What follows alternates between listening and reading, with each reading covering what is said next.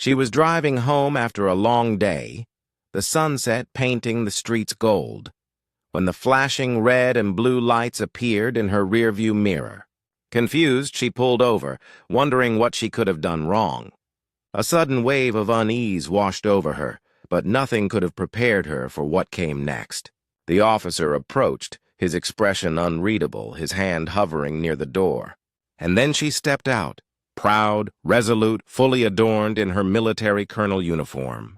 Would authority recognize her rank or see her skin? Watch until the end to see what happened. Wait a second. Tell us where you're watching from in the comments.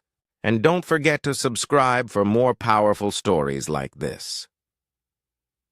Colonel Tanya Roberts was a decorated pilot in the United States Air Force. At 38, she had spent nearly 2 decades serving her country, breaking ceilings and commanding respect in spaces where few women of color had gone before.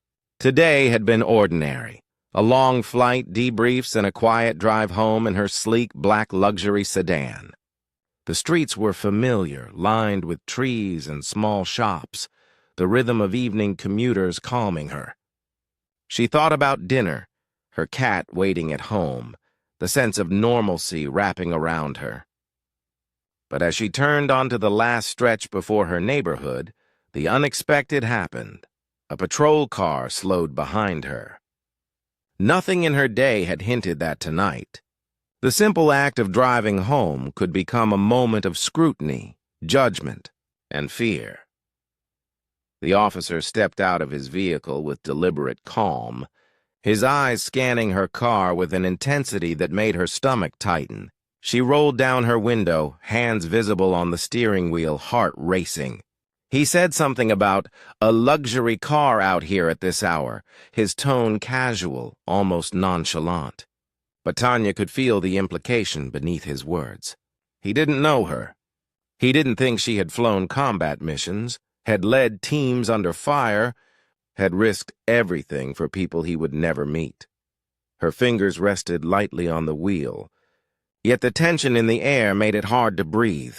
She had encountered prejudice before, but the subtle disbelief in his posture, like she didn't belong, hit differently. Tanya reminded herself, stay calm. She slowly opened her door, stepping out with poise, her uniform crisp, metals glinting under the street lights.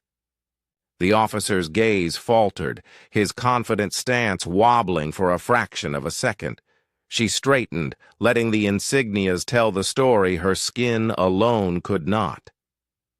The street felt charged. Passing cars slowed, some drivers staring. Tanya's mind raced. Would his training kick in to recognize her service, or would bias blind him still? The tension thickened, every heartbeat echoing against the asphalt. Would this stop here or escalate into something unforgiving? The officer's hand hovered near his belt, instinct clashing with protocol. Tanya's posture never wavered, yet the seconds stretched painfully. She had faced missions where lives hung in the balance, where one mistake meant tragedy, but this felt different. Here, her authority was invisible, shielded behind skin. Finally, he swallowed, stepping back slightly, eyes flickering to her medals. Recognition dawned, and a subtle, awkward nod replaced the suspicion. Relief flooded her, but it was tempered by anger.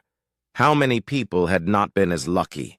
How many had faced this moment without a uniform, without proof of accomplishment, just prejudice staring them down?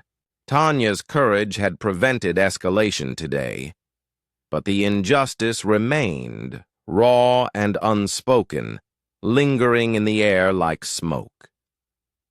Tanya returned to her car, sliding behind the wheel with a quiet dignity.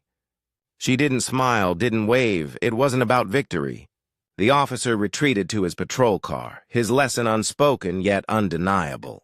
Driving home, the familiar streets now felt charged with awareness, the normalcy forever fractured.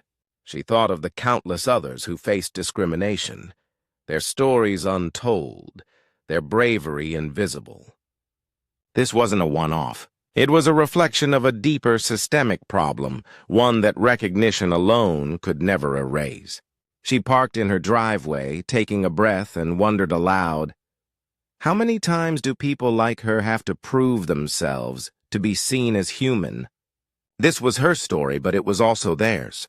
And the question remained, how many more would walk these streets under the weight of suspicion? Comment below with the city and country you're watching from. Take care.